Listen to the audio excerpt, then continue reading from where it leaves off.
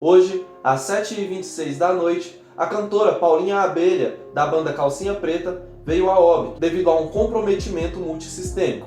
E nesse vídeo eu vou conversar um pouco a respeito disso e te contar alguns detalhes importantes sobre esse caso. Mas antes, caso você não me conheça, eu me chamo Vinícius, sou estudante de Medicina pela Escola Superior de Ciências da Saúde e caso você goste desse tipo de conteúdo, considere se inscrever no canal. Este documento que você está vendo, ele é a nota de falecimento da cantora e eu gostaria que você prestasse atenção em algumas coisas a respeito dele. O principal motivo que fez ela vir a óbito foi um quadro de comprometimento multissistêmico, ou seja, falência múltipla de órgãos. Essa síndrome, a síndrome de falência múltipla dos órgãos, ela se dá quando pelo menos 2 órgãos ou mais eles têm uma deterioração tão grande e tão aguda, isso é, em um pouco espaço de tempo, que as suas funções elas ficam comprometidas, elas ficam insuficientes.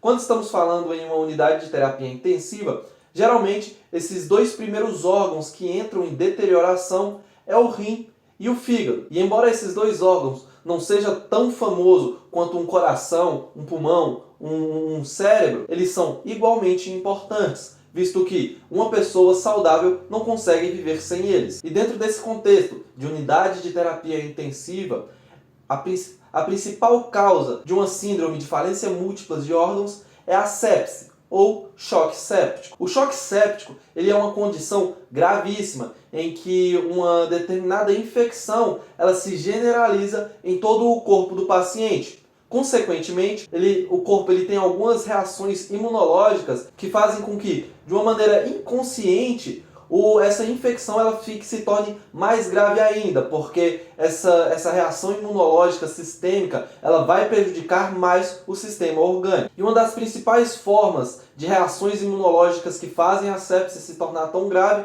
é que todos os vasos periféricos do corpo eles se dilatam. E embora esses vasos eles sejam muito pequenos, existem inúmeros, milhares, centenas de milhares em nosso corpo. Então, quando você faz todo esse somatório, você tem um grande déficit na pressão arterial do paciente. Ou seja, um dos principais sintomas de um choque séptico é uma hipotensão arterial gravíssima. E o mais chato disso tudo é que é muito, mas muito difícil reverter esse quadro de choque séptico.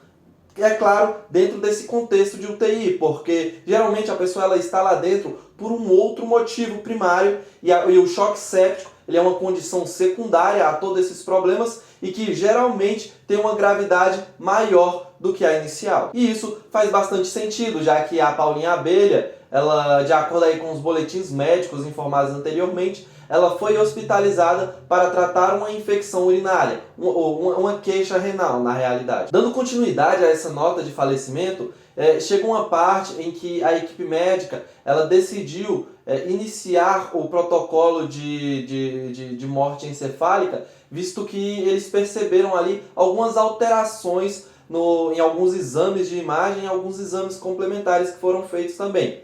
Vale lembrar que esses exames de imagem eles não foram divulgados e também não faz muito sentido divulgar isso daí, porque não tem nenhum preciosismo em ficar divulgando esse tipo de particularidade. De qualquer forma, eles começaram ali um protocolo de morte encefálica após perceber que existia ali um dano neurológico que estava aumentando progressivamente.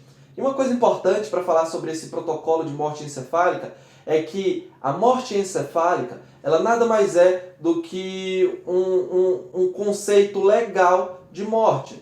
E em cada país você tem um protocolo diferente. Como por exemplo lá nos Estados Unidos, onde o Gugu ele veio a óbito. Lá, quando um paciente ele é diagnosticado com morte encefálica, você precisa esperar, se eu não me engano, entre 72 a 48, quer dizer, entre 48 a 72 horas para refazer o exame, para ter a certeza de que teve uma morte encefálica. Eu vou ficar devendo aí a respeito de todo o protocolo de morte encefálica aqui no Brasil, mas eu acredito que não tem esse gap aí de tempo aqui no Brasil, mas ele é igualmente eficiente para fazer esse tipo de diagnóstico, beleza?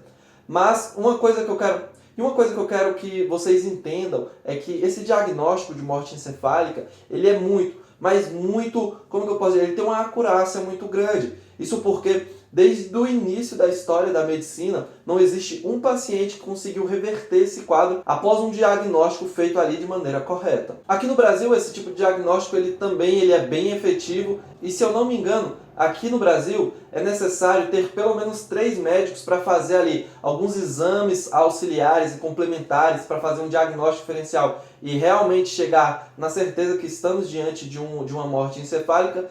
E, se me falha a memória, pelo menos um desses 3 médicos tem que ser um neurologista. Para finalizar, uma coisa que entrou muito em voga diante desse caso foi a escala de Glasgow. Essa escala aí que você está vendo. Essa escala, ela mede basicamente o nível de consciência de determinado paciente. Ela vai de 3, que é o mínimo, até o 15, que é o máximo. Existem algumas variações dessa escala, existem algumas que são mais atualizadas, mas de qualquer forma, eu quero que você entenda a essência dela, que é basicamente isso, medir o nível de consciência de determinado paciente. Só para você ter uma ideia, uma pessoa que em condições normais, provavelmente aí você, tem um nível de Glasgow no nível 15.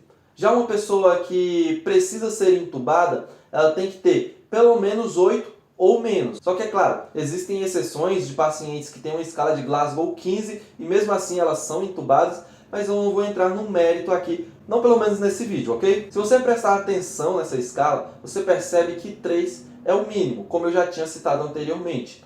E a Paulinha Abelha, se eu não me engano, há 2 ou 3 boletins médicos anteriores, já avisava que ela estava nesse grau mais profundo do coma.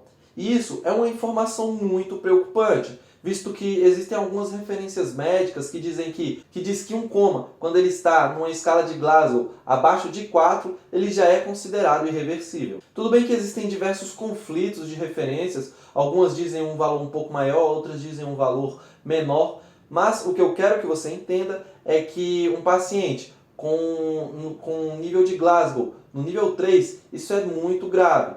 E tudo isso, não somente isso, né, mas todas essas questões de infecção renal, choque séptico, insuficiência múltipla de alguns órgãos, lesão encefálica, tudo isso corroborou para que tivéssemos, né, o pior prognóstico possível, que foi a perda da paciente. Eu espero que realmente você tenha entendido esse vídeo, mais ou menos aí o que aconteceu com a Paulinha Abelha. Os meus sinceros sentimentos à família dela, porque certamente esse momento não será fácil, e eu vou ficando por aqui. Um abraço e até o próximo plantão. Tchau!